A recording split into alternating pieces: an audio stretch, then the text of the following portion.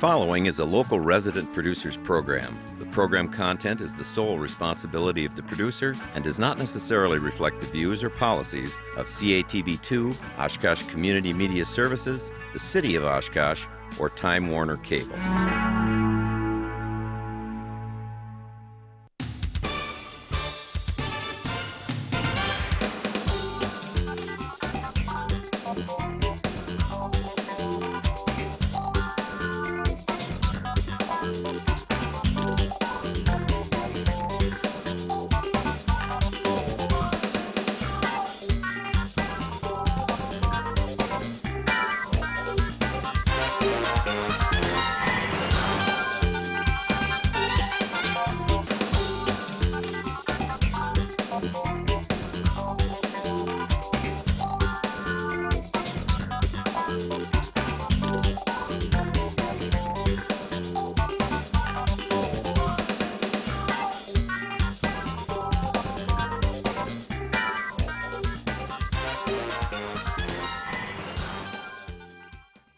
Hi everybody, welcome to Eye on Oshkosh, and I'm Cheryl Hentz.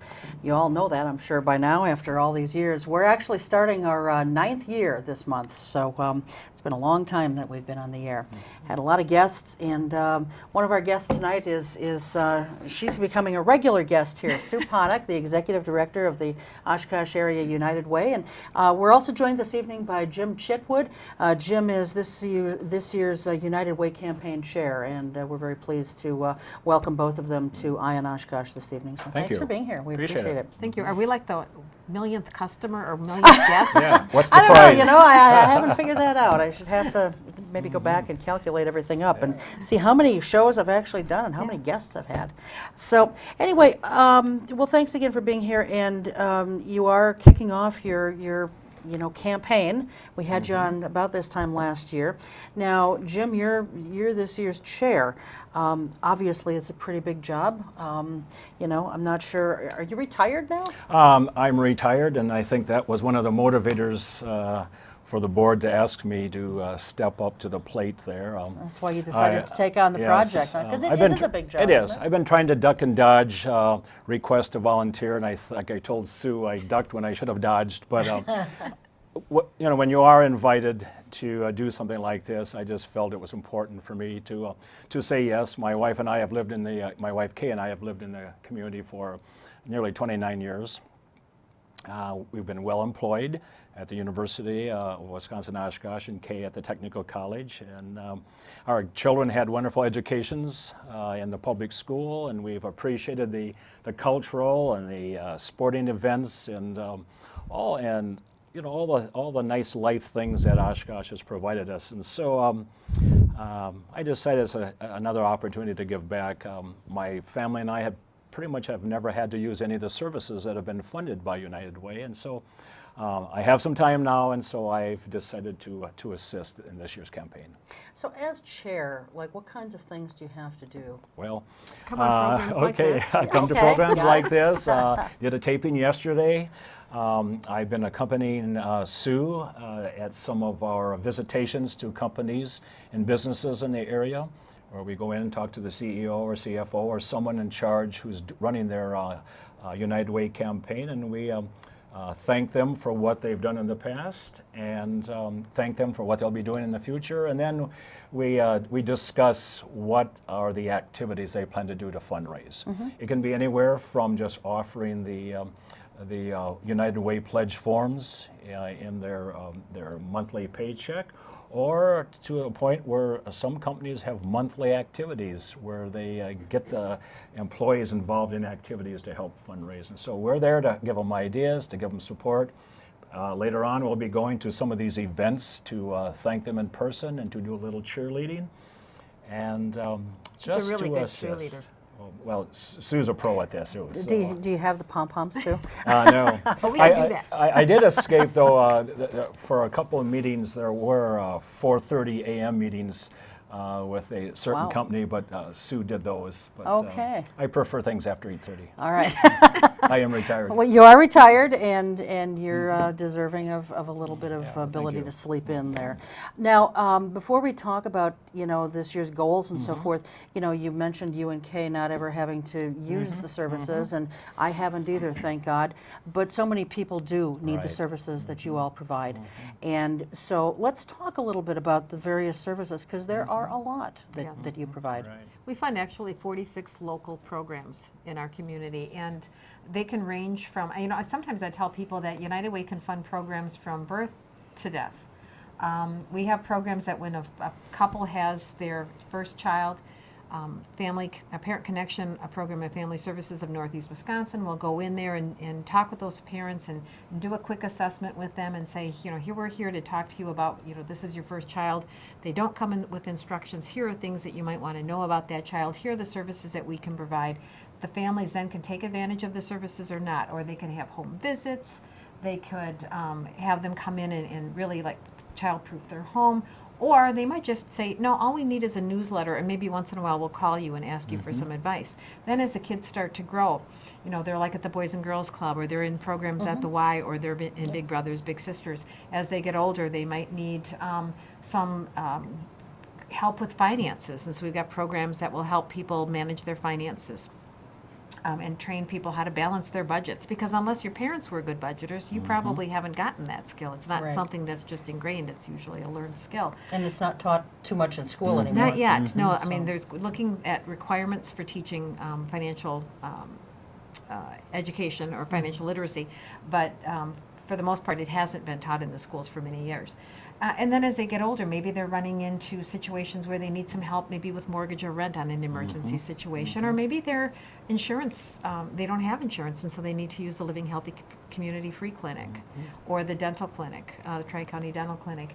And maybe later on there's some problems in the marriage and they need to see some counseling. There also could be a death in the family. Before we get to the death, let's talk about Meals on Wheels. People want to stay in their home. Sure. So 75% of people that are in the Meals on Wheels program are living alone in their homes. And I look at that and I think, well, so what? But if you think about the next part of that, that means that they're not living in some type of a nursing facility that costs a lot more. Yes. And if they can get those meals brought in, that's a great savings, not only to the families, but also in dignity and comfort to the family and the person who's living this life. Sure. And for 3 or 4 minutes every noon, they have some social interaction with some folks from that deliver the meals. And Are that's you, so are you a meal important. deliverer? I'm not, but our Rotary Club supports that. I know you're- Yes, we have several folks in Southwest Rotary that does that. Yeah. And then finally, if somebody passes away, there's grief counseling. So, I mean, really, from cradle to grave, Yeah. our services are that vast. I didn't even know that you do some of the things that you just mentioned. I had no idea. So, see, this Go is to why our website. this is why I like Yeah. doing these programs with you, Right. Sue. I always learn something new. And of course, I was wanted to mention too that the food pantry. Now that it's moved to a new location, it seems to be more accessible to folks and a greater organization and of that program. But the need is tremendous out there. It's nearly doubled from January through July, doubled to what it was from the same time period last year. Right. And we still have 4 or 5 months to go, and so there's tremendous need there for emergency food and regular food for some folks throughout the months. Well, trying to help support or fund 46 different programs in our area, that takes a tremendous amount of money. Yes. And, last year, when we had you on to talk about last year's campaign, Yep, I Sean don't. was here. Yes, yep. I don't recall exactly what your goal was last year, but you raised just over $1 million? Right, we raised $1,084,000, and our goal was $1,310,000. Okay. Which was the highest goal we had ever set. Now, the year before that, we had raised actually under $1 million. So for our board to make that leap and say, okay, this is where we think we need to be, let's shoot for that. We were really impressed that they took that kind of an attitude, and the agencies were also very impressed, because it takes a lot of thought to what goes into the goal. I mean, how do you set the goal? And we do it a number of ways. We talk with the agencies and say, what do you see as the need, and how many people do you have on waiting lists? And if you were to ask for as much money as you needed to operate these programs, what would it be? And pretty much it was about $1,300,000. And many of our agencies, the need is greater than the request that they have given us, because they want it to be somewhat achievable, and so we appreciate that part, that they're not blue sky in their request, but the need is greater than what they've requested, and our goal this year is that the board decided to keep it at $1,310,000 because the need is still there, if not more, and we believe that this can be achievable this year. Okay, all right. Really, even with this, I mean, we got to think positively about this, but Absolutely. you know, the economy is still suffering. But you're very confident that you can. We're confident. All right. Yes, We have yeah. a lot of people that, for whatever reason, don't support the campaign. And if we were able to increase the number of people who give $1 a week, we could see huge growth in our campaign. And you know, $1 a week can help. If $1 a week, $52 a year, can help a child at the Boys and Girls Club get the snacks and the meals after school. I mean, look at how much you can do for a child. Sure, sure. I mean, $1 a week can help one child get 12 books a year through the Imagination Library program, because it's about $40 per child, but so it would be a little bit more than that. So $1 a week through payroll deduction, which is an easy way Yes. to give, Yep. people can be really helping their community. And now if you take my 52 and Jim's 52 and your 52, Cheryl, look how much we've already got. Sure. And like, I couldn't do it alone, but with all of us Right. working together, we could really hit that goal. And that's what we're stressing when we go do our on-site visits, that we work with the coordinator of the campaign for different business and industries and with the schools, and that they press that idea that if we can increase the number of people who will donate, whether it's $1, $2, or $3, or $5 a pay period, through payroll deduction, it will not be missed by most people. Right. It means Starbucks coffee. You know, if you do 5 Starbucks coffees every morning, could you take one of those $2 and put it towards payroll deduction? And a lot of people can make a difference at a small gift at payroll. And those folks who can assess their own personal finances right now and can maintain what they've given last year, or even increase that somewhat, we will appreciate that, and that will assist us a lot. Sure. Now, Sue, are there other things that go into, you know, establishing or setting a goal for the year, or had you pretty much covered all those? No, we looked at a couple. I mean, we do look at the economy, and we thought, well, if last year with the economy we were able to raise $1,084,000, we should be able to do better this year. You know, people in our area, you know, we're fairly low in the unemployment percentage right now for the rest of the state and for the rest of the nation. So we're happy that way. But we also look at surrounding communities of like size that have a United Way, and what are they raising? And most of them are raising between $1.2 million and $1.5 million. Okay. So we just felt that we needed to set a mark and say, this is where we think we need to be. Now, Jim and I have talked in 3 to 5 years, we'd like to be at $1.5 million. Okay. But we need to take incremental steps to get Sure, there. baby steps. Baby Yeah. steps. Absolutely. And you know, people didn't think we could raise $1 million. And a number of years ago, we set the goal at $1 million, and the community was there for us. Yeah. So we've seen some backslide since, 9/11. You know, that year was really the year that kind of slid everybody back a little, and so we have to grow back up again. Sure. Now, we're going to talk in just a moment here about ways that you plan to raise that money. You mentioned payroll deduction, of course, and that's probably one of the easiest ways, and the one that, like you said, Jim, people really don't miss it, kind of that out of sight, out of mind kind of thing. Also out of sight, out of paycheck, and out of pocket kind of thing. But there are a lot of people these days who, you know, they're small entrepreneurs, they're self-employed, they may not, you know, they don't get a paycheck per se in the traditional sense. We've been putting your website address up on the screen throughout when we're talking here. Can people make donations by just going to the website? Is there a way to make a donation from your site? We're working on that because we are a small nonprofit. It takes us a little longer to get into some of that kind of electronic giving. But but we are working on that. Right now, if they went to our website, you can donate. You can hit the button that says Donate Now. I think what it'll do is take them to the United Way of America website, and then it comes back to us through them. So they just click Oshkosh, and then it would come back, or they could download a pledge form, or they can call us, and we'll just send them the information. Okay. People can do credit card giving, so they can give through the credit card. We have some people that kind of wait at the end of the year and see how they're doing, and these are people really that look at their donation as a tax gift too. I mean, so they look at that and they say, okay, well, what can I do? And they might sell some appreciated stock that might hurt them on the tax side, so then they give it to charity, and then that helps them. We've had people that will just do maybe $10 a month, and they just ask us to bill them, and so we'll bill them for $10 a month. So there's a lot of different ways. We have one gentleman that just walks in every year and writes a check. All right. What are some of the other, the plans that you have for, reaching or maybe even exceeding your goal? Oh, wouldn't that be nice? Yes. Or kind of Well, things? we do have we want to have a little fun also while we raise money. And one of the upcoming events that we have will be on Wednesday, September 29th.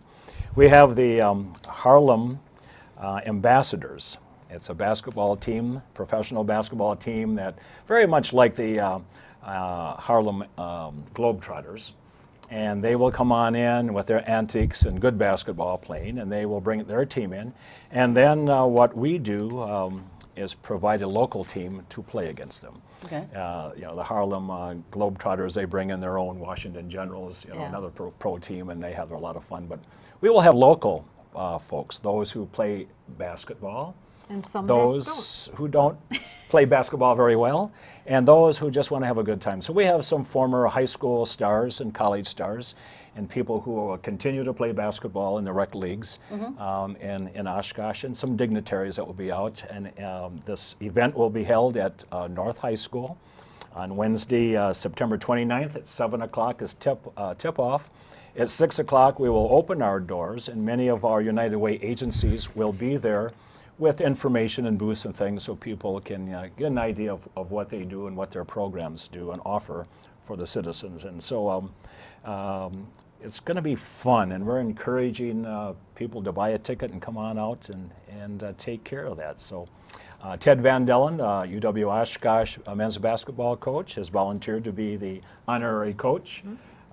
Good luck to him and getting all these people together for he will shake their hands, meet them, and then they will play basketball in about a half hour later. So that'll be fun. Now, the Harlem Ambassadors, are they any relation to the Harlem Globetrotters, or is We don't that just think the so. name? It's just Okay. their name. I think that they probably just decided that that's a good way to capitalize on the name The name, Harlem sure. and Globetrotters, and they're kind of that all-American red, white, and blue kind of team as well.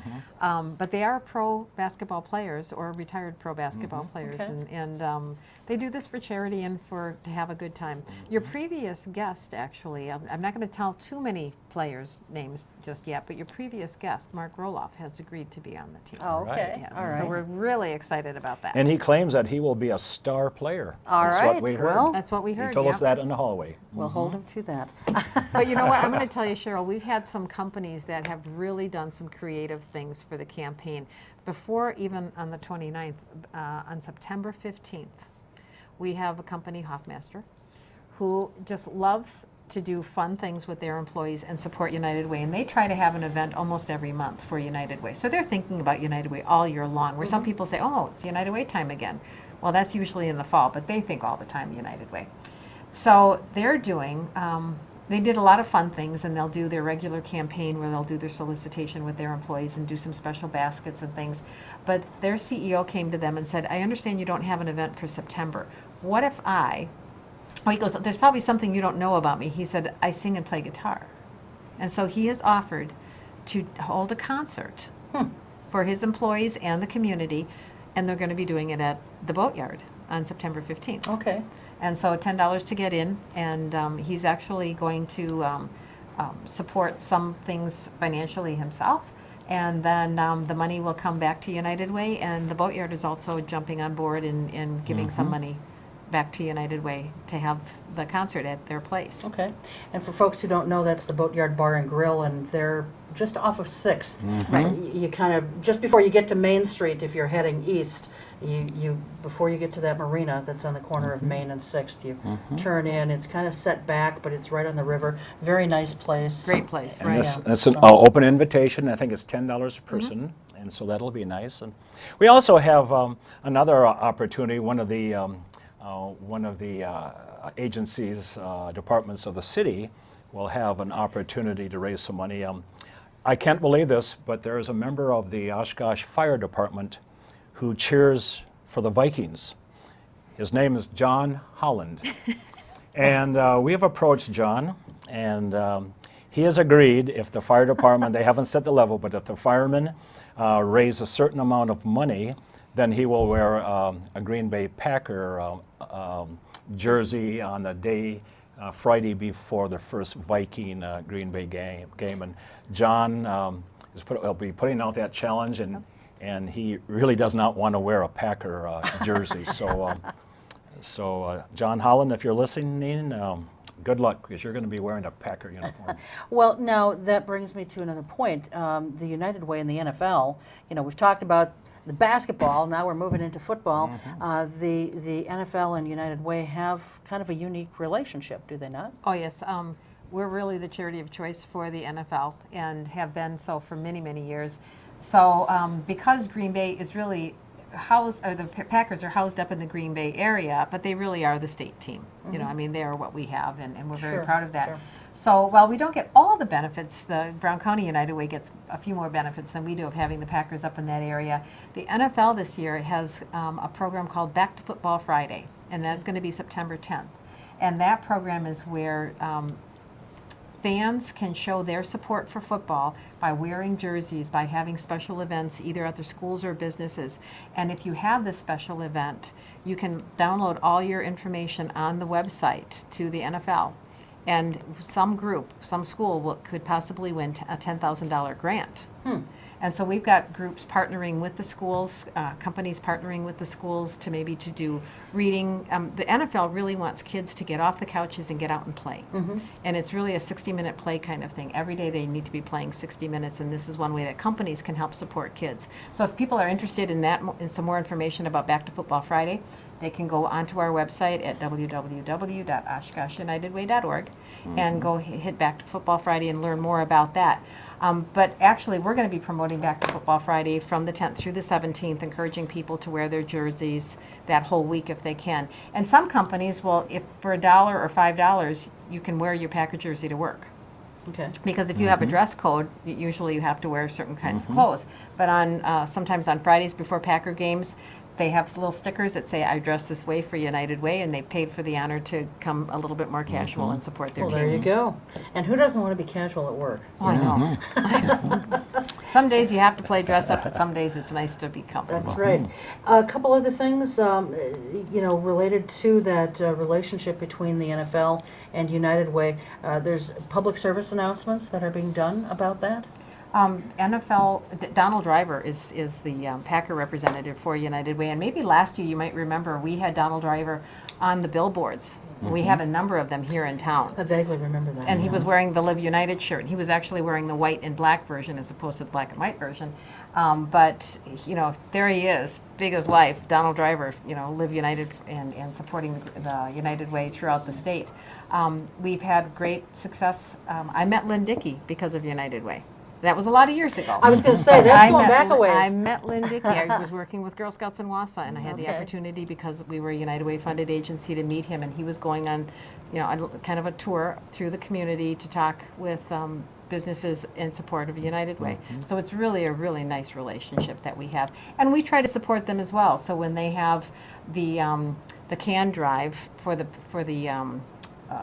sports teams, I can't think of what the name of that is, where we go on to their website and click to make sure that the Green Bay Packers get the most Campbell soup cans. You know, we're there telling everybody about it and supporting it as well.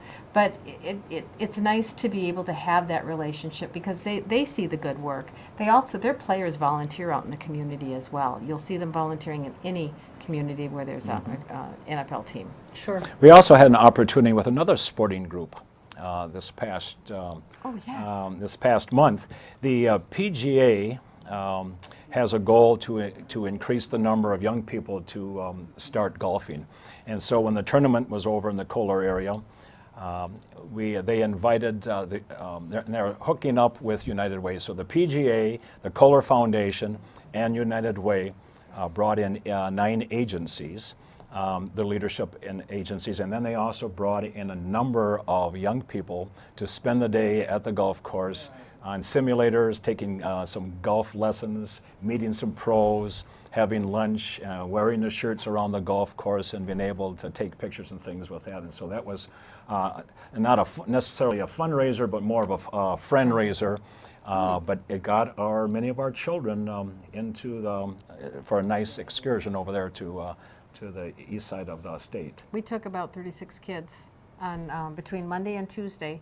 We had about 16 kids at the golf clinic, and they were all local kids that left Oshkosh to go down to the PGA on Monday and had a wonderful golf clinic, and then they had lunch and they were able to watch the practice rounds. And then on Tuesday, kids from the Boys and Girls Club and the Y were able to go and spend the day doing scavenger hunts and again playing with the simulators and learning about golf. And again, it's all about activity and getting kids into this. Getting kids involved. We were able to send a foursome of donors to Black Wolf Run to play golf. And then we were invited by the Kohler Company to come to a reception where they talked about their commitment to United Way and now the PGA's commitment to United Way. And we were sort of the beta test. PGA said if this works here, we might consider doing PGA linkages with other United Ways in other states. Well, so that would be a nice we tried testament to to put what we can do here. We put our best foot forward. Yes, we did. Absolutely. So the campaign officially kicks off when? On Thursday, September 16th, Okay. at the 2 convention, in 2 weeks, in the convention center, starting at 11:30. It'll run till about 1 o'clock because we do want to have this plan that the businessmen and women in the city and other folks can be able to take just a little extra long noon hour, but be able to get back to the work site in time for the afternoon work. And so it'll there will be a nominal cost of $5 a person, and they can contact us for a reservation. And we're looking for just a good way to energize folks and get a send-off to start many of the campaigns. Sure. Now, the campaign runs for how long? Well, we need to usually close it up around December 31st. Okay. However, some companies really can't work within that time frame. So we've extended that campaign sometimes into as much as early March. We just need to know a number so we know how much we can allocate out to the agencies. So we can run it a little bit longer. In the old days, it pretty much ran for about a 12 to 13, 14-week period. Now, because the way companies are so global, it's really difficult for them to try to get their entire campaign wrapped up in that short a period of time. We have one company, as Jim was talking about, that started their campaign in July. And we started doing 4:30 a.m. meetings, and then 8:30 a.m. meetings, and then 4:30 p.m. meetings, and then pretty much finished up with the 8:30 a.m. meetings just a week ago. We won't get their results because they're global. We won't get their results until probably January or February. Okay. It's that large a company, and we have a small piece of it here. But they're very generous, and we'll do whatever we can. Sure. So even though the campaign only runs that period of time, the giving, like if someone does payroll deduction, that's just not set up during that time period. It's a year-round thing? Right. The payroll deduction starts in January of the new year. Okay. So that's why it's kind of confusing because somebody said, well, I gave last year. Is it going to double up now? And no. They're going to give, it started in January of 2010 and it'll go through December of 2010. Then the new pledge will start in January 2011 and continue for the rest of the year. So when we see the little, I'll call it a thermometer for That's for lack of a better word, when we see that increasing around town, that's based on the number of commitments or pledges that you've received, and even though your campaign closes out, you'll be pulling in that money throughout the entire the year. year. Correct. Okay, all right. And sometimes, people wonder, well, what happens with all that money? And 88 cents of every dollar goes directly to fund those 46 programs. And included in that is, some of the United Way programs. But we do have to hold money out from the campaign because we do have people, for whatever reason, can't fulfill the pledge. So let's say I've made a $100 pledge, and I make, and by June, I've decided to take another job, and I leave the company. Well, then my payroll deduction stops. And if the new company doesn't pick me up on their campaign, if they don't ask me to give and start me in payroll deduction, United Way is out $50.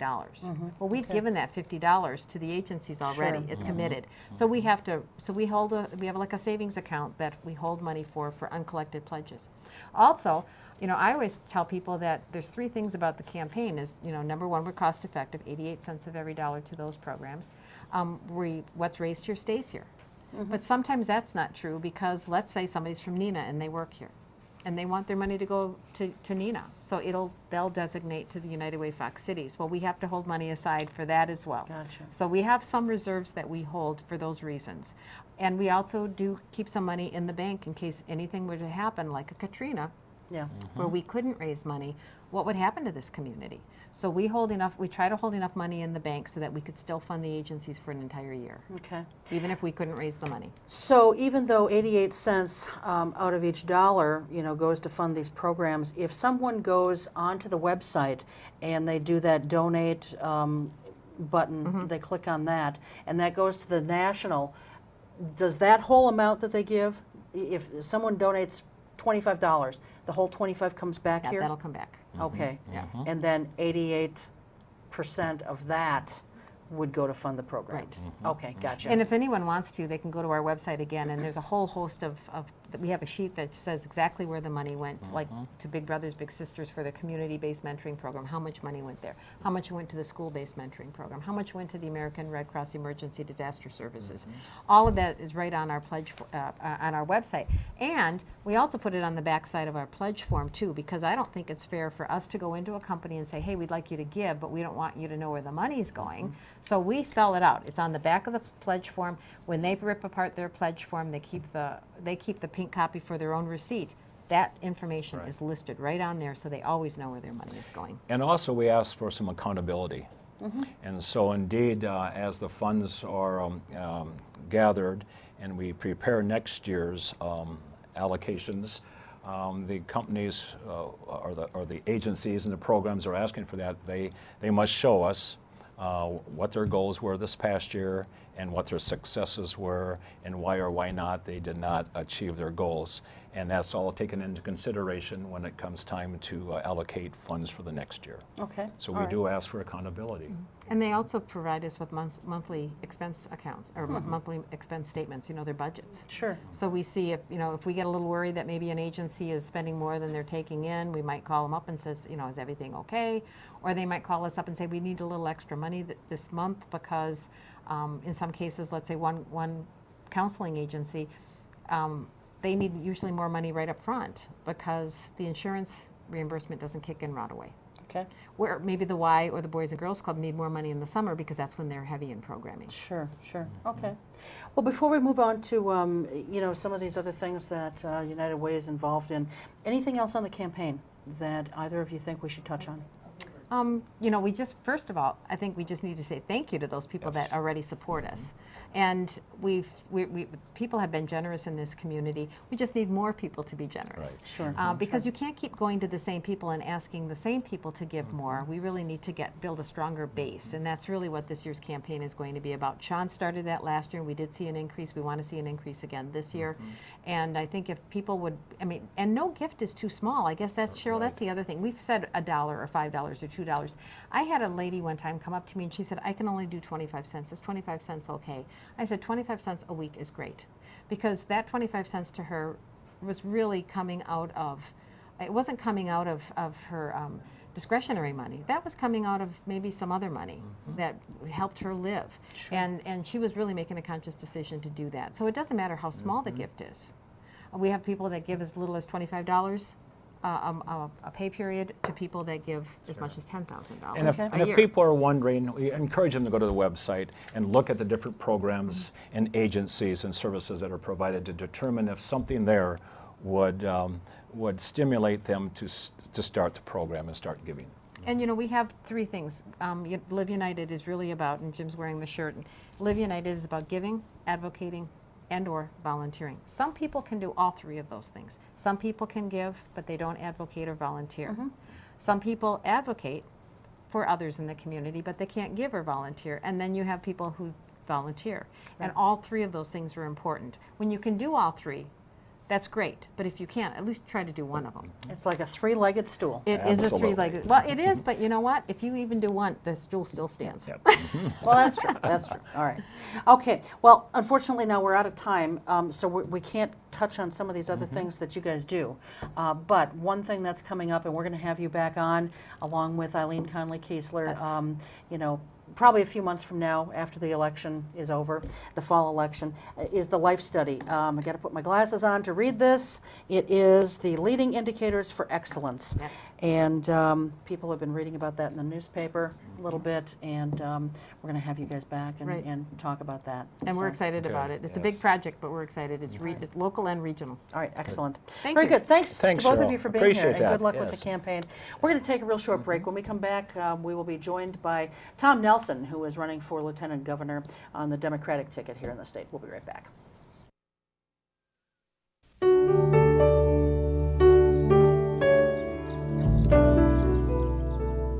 Dear Mom and Dad, well, I finally have some time off, so I'm writing to tell you that I'm doing well. We have good days and bad days over here. We try to remember the good ones and get through the bad ones. Mostly we have each other, and that's what keeps us going. And Mom, since you asked, if anyone wants to help, just tell them to contact the USO. You can't believe how much they do for us. With love, your son, Michael. Every year, the U.S. Department of the Treasury receives about 1.4 million reports of problems with paper checks. Checks can be lost, stolen, or delayed. If you still receive Social Security payments by paper check, Treasury wants you to know about a safer, more convenient way to get your money. The Direct Express Prepaid Debit MasterCard. The Direct Express card is new and is available to anyone receiving Social Security benefits, even if you don't have a bank account. Your monthly benefits will be automatically placed onto your card account each month on the day your money is due. While other debit cards cost money, it is possible to use the Direct Express card for free to make purchases, pay bills, and get cash at thousands of locations nationwide. There are no sign-up or monthly account fees. No more waiting for the mail or worrying about lost or stolen checks. Call 1-877-212-9991 or visit www.usdirectexpress.com. We're in an emergency situation. We don't have extra. We have a little bit of water and a little bit of food. A meeting place, no. No. I don't think we have a first aid kit. We have tuna fish, we have Right. beans, we have canned tomatoes, True. you know. That's true, but that's really not survival food. Tomato paste. Yeah, well, yeah, right?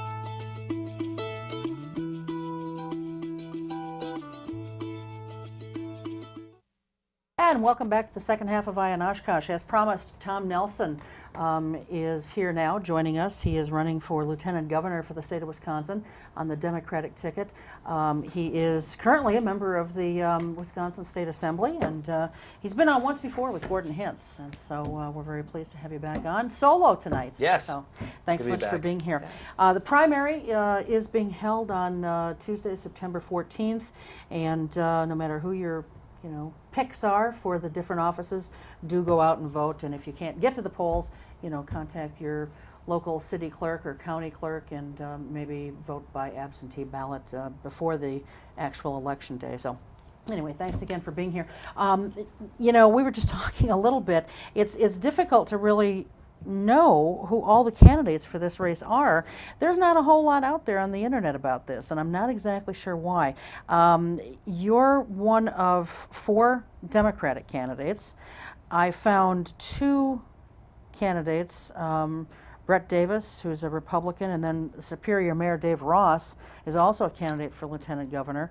Are there other candidates that... I think on both sides, I think there are 9 candidates for Okay. 2 major parties, and then there's 1 or 2 independents. Okay, all right. But you are one of 4 Democrats running. What kind of sets you apart from the others? Well, you have to go back to when I, excuse me, when I made a decision to run for this seat in the first place. As you mentioned before, I'm currently in the Assembly right now. I serve with Gordon Hentz. I was first elected in 2004, and I also have the leadership post as Majority Leader, which was a discussion point we had 2 years ago when I last came on. And I made a decision to run for this office, knowing that I'm giving up my seat in the Assembly, and ultimately I'm giving up my post as Majority Leader. And if you look at the inherent power of what a Majority Leader can do versus a Lieutenant Governor, the Majority Leader can do a lot more. But the reason why I'm taking this step is I think that this is going to be one of these rare instances where the running mate, the lieutenant governor, can actually make the difference between winning and losing for the governor. And what we know, and probably one of the only things that Democrats and Republicans agree on for the governor's race, is that it's going to be close. It's going to be exceptionally close. It could come down to a couple of points maybe. And that's really how the polls have been for the last 6 or 7 months. The reason why I'm getting involved is I looked at the current field, I looked at what I brought to the table, and I came to the conclusion that I, in fact, can make that difference. I can help Tom Barrett win. I can help him win for 2 reasons. Number one, I'm the only one from outside Madison, Milwaukee. There's nothing wrong with Madison, Milwaukee, of course, though, but when you're running for a statewide, I think it makes sense to have representation from other parts of the state, whether it's Eau Claire, Superior, or in my case, the Fox Valley. And if you look at everyone who is running for governor and lieutenant governor, both Democrats and Republicans, I'm the only one from Northeast Wisconsin. And I think whether it's Oshkosh, Green Bay, Kaukauna, the Fox Valley, Marinette, I think it's very clear that if you look at the rest of the state, one thing that stands out for Northeast Wisconsin, from Oshkosh all the way up to Marinette to Green Bay at all points in between, is a lot has changed in the last 15, 20 years. I mean, we are an economic force. We are the backbone of this manufacturing state. And so to not have someone in that administration, to not have someone competing on a statewide basis from Northeast Wisconsin, I think is just not a reality in 2010. I think a lot has changed. So it really came down to 2 things. Number one, I can help make a positive impact. I can help Tom Barrett win because I'm the only one from outside Madison, Milwaukee, and I'm number one. And number two, I've had a lot of experience running and winning in tough elections. And above all that, I have learned firsthand just how critical the executive office is. This last budget, the governor received 98% of what he wanted in that budget. He got after went through the legislative process. So the race for governor is exceptionally important. And I think as a lieutenant governor, if you believe that you can help make a positive difference, a positive impact on the outcome of that governor's race, I think that you should run, and that's why I'm running. Okay. It's an interesting thing about lieutenant governor, and maybe this is why I haven't been able to find as much information on this position in this race as I can on governor or, U.S. senator or what have you, is that it's really, you don't really know what the position does. I think that's been one of the complaints about the position. It pays $72,395 a year. It has benefits of $34,561 a year, but no one really knows, what you do for that money or those benefits. The phrase is that you perform duties as are assigned by the governor in writing, but no one really knows what those are. You can't break ties in the state Senate. You don't have relations with totalitarian leaders, and there are. Was that from Wikipedia? Yeah, Totalitarian yeah. leaders? There's some things from Wikipedia here, and the other thing from Wikipedia is that there are 25 states in the union that elect a lieutenant governor on a ticket with the governor, and then 18 states that elect the governor separately. There are 5 states that have no lieutenant governor. So what exactly do you do? I mean, because Barrett, who you mentioned a couple times, he's calling for the elimination of 2 positions. He's calling for the elimination of Let's see here. The Secretary of State and State Treasurer, and then the Milwaukee Journal Sentinel, I think it was just this past week, is also calling for the elimination of Lieutenant Governor because it's one of those jobs that no one knows what you do. So what do you do, Tom? Well, I think it's pretty amazing. The Milwaukee Journal Sentinel has been following politics for decades, doesn't know what the Lieutenant Governor does. I mean, this office has been around for a long time. First of all, this is a very important office for the succession of power within the state, and I think, knowing that, going back in history, there have been 20 lieutenant governors that have risen to the level of governor. What that says is that whoever is the running mate with Tom Barrett should have the basic qualifications that, should the unthinkable happen, that there would have to be a succession from lieutenant governor to governor, that someone has some sort of base experience within state government. I have that. Now, it's not as many as 20 or 30 or 40 years. I think some people would say that's too much. But I have had 6 years of experience within 4 years. I was elected majority leader of my caucus and of my chamber. And I think that I have at least the basic understanding of government and would be ready and would be prepared should something happen. So that's number one. Number two, you're right. I mean, it totally depends on what the governor allows you to do. And so it is also dependent on what kind of relationship you have with the governor. Now, the last two governors we've had and their lieutenant governors, for better or for worse, they did not have the best relationship. And as a consequence, the lieutenant governor going back 24, 25 years, so going back a quarter century, there is really not a lot of history. There's not a really good concrete example where you have a good relationship between the governor and the lieutenant governor that empowers the lieutenant governor to carry forward a portfolio of responsibility. So I'm going against history in this. I mean, history is not such that this has been an easily defined position, but I believe it's what you make it to be. And despite the fact that Barbara Lawton did a great job as lieutenant governor, I think she's one of the reasons why there are close to 10 people running for this position right now. That she brought forward that awareness. And I think she demonstrated the potential that you might have within this office.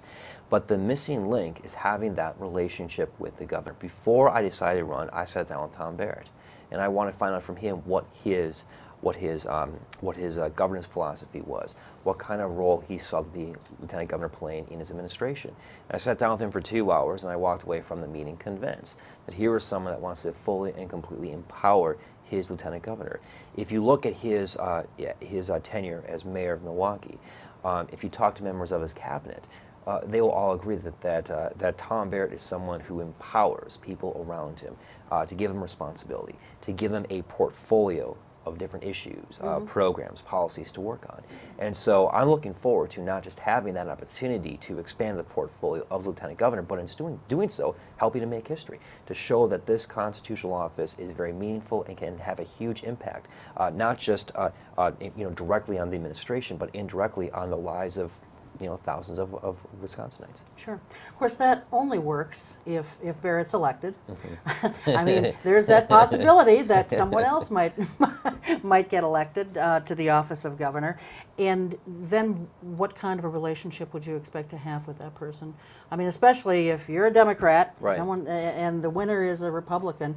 Now, the likelihood of that happening probably isn't real great. But it has happened in some states. It has, and I think there's more than just two sets where the lieutenant governor runs separately. We are one of just a handful of states that has a hybrid of those two types of systems, where you run separately in the primary, but then you're joined together as a ticket in the general election. Okay. So either you're going to have a Democratic governor and Democratic lieutenant governor, or you're going to have a Republican governor and a Republican lieutenant governor. Gotcha. It's very confusing because, first of all, people aren't really aware of this, and you know that there are independent campaigns going on with respect to the two primaries. You do not have a ticket right now. You have two separate primaries for governor and for lieutenant governor. So it is kind of counterintuitive. So we do have this hybrid system. So whoever comes out of the Republican primary for lieutenant governor, whoever comes out of the Democratic primary for lieutenant governor will be paired up with the gubernatorial nominee of their respective parties. Okay. All right. Thanks for clarifying that, because you're right. It is very confusing, and I don't know why they have it. And the fact that, Cheryl, you did research for this, and it wasn't that clear and obvious, just goes to show there really isn't a lot of information out there. More reason why maybe the job should be eliminated. I mean, I'm not necessarily advocating that, but I don't want to put you out of work before you even get the job. So what would you do then? Give me an example of what your day-to-day duties and responsibilities would be if you got to be elected. Well, Obviously, I mean, if something, God forbid, should happen, you would succeed Barrett or whoever the governor is. But you know, if in the event that doesn't happen, and we hope that it doesn't, what would you do? What do you do? Well, there's a couple of ideas I have. I mean, first of all, the number one issue during the campaign, during this last session, has been jobs and economic development. And so I would envision a significant amount of the energy resources in the Barrett administration being directed toward economic development. If you look at the current cabinet, there are 3 or 4 departments that are charged with an aspect of economic development and job creation. Tom Barrett has been very clear coming out saying that there is a lot of opportunity for efficiency to be able to deliver these programs and services to businesses, workers, and people in general more efficiently. So I think it's premature to come out and say this is what I'm specifically going to do, knowing full well that Tom Barrett has a number of ideas to try to combine, streamline those departments. I would expect that he would work with the Lieutenant Governor to make sure that he or she is working on that portfolio, specifically in job creation. I think if you look back at this last session, one of the biggest issues we took on was job creation, economic development. We passed dozens of bills aimed at trying to give incentives to businesses and industry to give them the extra boost, the extra encouragement to add more to the payroll. We also did a lot of work on some of the important and sometimes overlooked long-term investments that the state government does. If you look at what the state government specializes in and focuses in, it really comes down to 2 things: long-term investments in physical capital and human capital. So it's investments into our infrastructure, roads, bridges, transit, waterways, and then also human capital, K-12 education, the university, vocational school, workforce development. If you combine those 2 investments together, you're looking at almost two-thirds of the entire state budget. So even though there are these very important demands that we put people back to work immediately, we know, historically speaking, that what the state does and does well is make sure that we continue to make those investments into our workforce, investments into our infrastructure. So at the same time that we are working on job creation and economic development, we have to make sure that despite the economic constraints, despite a budget deficit, that we have to continue to make those important investments, not just for today, but they're long-term investments, to make sure that second grader or third grader today is going to be able to have a solid education through a university system, and to be able to be prepared and have the school skills to be able to compete in tomorrow's workforce. Sure. You know, since you are so closely aligned with Tom Barrett, I'm assuming that you support his, you know, recommendation or desire to see the state treasurer and the secretary of state positions done away with? Yes. Okay, all right. And what savings would that be? And who would handle those duties then? Well, you know, if you look at the state treasurer's office and the secretary of state, both of those offices have devolved a number of their responsibilities and powers into different agencies. So from the state treasurer, a lot of their responsibilities have gone to the Department of Financial Institutions. For the Secretary of State, if you look at the Secretary of State office 30 years ago, it is radically different than what it is today. The Secretary of State, like most other states' Secretary of States, was in charge of overseeing elections. And of course, that's done exclusively by the Government Accountability Board. So I think one of the reasons why he's looking at these 2 posts is because over time, there has been a devolving of responsibility and power from these positions into other departments. Right. Well, yeah, I mean, even just in the last 10 or 15 years, you know, things have changed. Yeah.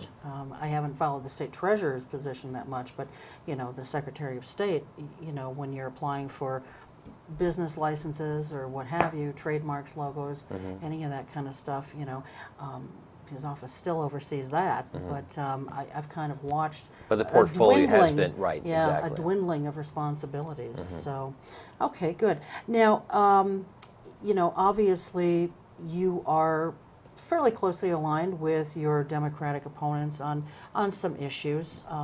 You know, where do you differ from them? Are there any issues that you differ from your Democratic opponents on? Well, I mean, one thing that I can point toward is, you know, the value of the lieutenant governor, especially in the short term, is how they can help or hurt the governor. And because this election is going to be so close, I think the important question to ask, especially as people go to the polls on September 14th, is whether or not the lieutenant governor they're voting for can actually make a positive impact on the outcome of that election. And throughout this campaign, I think I've made a very clear and a very convincing case that what sets me apart is I'm the only one from outside Madison, Milwaukee. And if you are a Democrat in Northeast Wisconsin and you can manage to win election, re-election, you're doing something right, and you can be an asset. You can be an asset on that overall ticket. And number two, I've had that experience of running and winning in tough elections. If you take those two attributes, which I think are very appealing to Tom Barrett right now, knowing that this race is in the margin of error, and he's going to need someone from a key part of the state. And we know that from Oshkosh to Marinette and all points in between, how this region of the state goes is usually how the rest of the state goes. So those are two very important points. But if you look at my legislative experience going back 6 years, in just 4 years, I went from a backbench minority member to the majority leader. I have an understanding, a good grasp of the legislative process, knowing full well that the only way for Tom Barrett to implement any of his ideas, any component of his vision, he must get it through the legislature. And he's going to need someone in his cabinet that has that kind of experience. And I have a proven track record of not just being able to put forward and pass an aggressive agenda, which we did last session though, but to do it under pretty difficult circumstances. I mean, you know, recall last year and a half.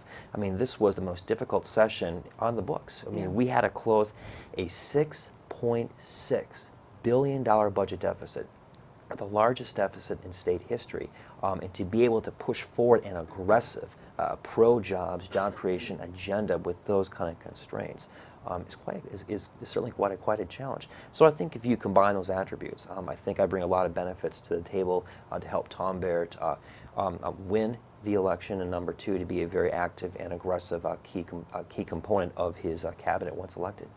Are there specific issues, Tom, where you sort of, you know, set yourself apart from your Democratic challengers? Well, one thing that I can point to, a lot of people talk about job creation, economic development. I mean, what I can point to is a track record of implementing job creation, economic development policies within the state government. It's one thing to talk about it, but it's another thing to talk about and point to a history, a track record of getting things done. And that's also one of the reasons why I'm very proud of having rolled out my very first endorsement back in May from the Steelworkers. The United Steelworkers is North America's largest industrial union. These are the men and women that make up the manufacturing base of our state. We are the #1 manufacturing state in the country, and to have that kind of support, to not just put forward the ideas and the agenda to help that particular industry, but then to have the backing of the working men and women who benefit from those policies. I think that makes a huge difference. Okay. We're seeing a lot with the Tea Party movement, and of course, Tea Party is not, it's not a political party, it's just their name, but there is a strong movement afoot out there. Do you have any concerns that, that these folks who are saying they're taxed enough already will be able to get their candidate into office here as opposed to Tom Barrett? Well, I think that will be a big challenge. I think what we have learned the last year and a half, that it's easy to not be an elected official and to say that your agenda, that your ideas are simply no. And I think that's what you heard a lot, not just from the Tea Party, though, but the Republican Party as well. And now is the point when voters, whether or not they support the president's agenda or oppose some of his policies, they're now looking at candidates, whether they're Democrats, whether they're Republicans, whether they're aligned with the Tea Party movement or whatever it might be. It's up to them now to put forward a constructive, positive vision. And I think a number of Republican candidates, particularly those candidates that have been endorsed by the Tea Party, that they're having a very difficult time being able to put forward a constructive agenda. I mean, you cannot govern, you cannot captivate people's imagination through the word no. And that's all that I've been hearing is no. And it has been very difficult to govern during these times. And I think given the constraints we faced, whether, specifically speaking to my experience in Madison, despite those constraints, I'm very proud of our track record. I'm very proud of the fact that we got a budget done on time for the first time in 32 years. So I think there's a lot to be proud of. I'm running on my record. I'm talking about the great things. I was just at the Winnebago County corn roast, Democratic Party corn roast on Saturday, and I said, look, we have a lot to be excited about. And one thing I think Democrats learned the hard way in this last session is that we are better policymakers than publicists. And that now is the time to get that word out and talk about some of the concrete differences that we made. Okay. All right, very good. Well, we're out of time, but I want to thank you again very much good to for be being here. Again, go to the polls on Tuesday, September 14th, and cast your ballot for the candidate of your choice. That's going to do it for us. We will see you next time. Until then, take good care. Keep your eye on us. We've got our eye on Oshkosh.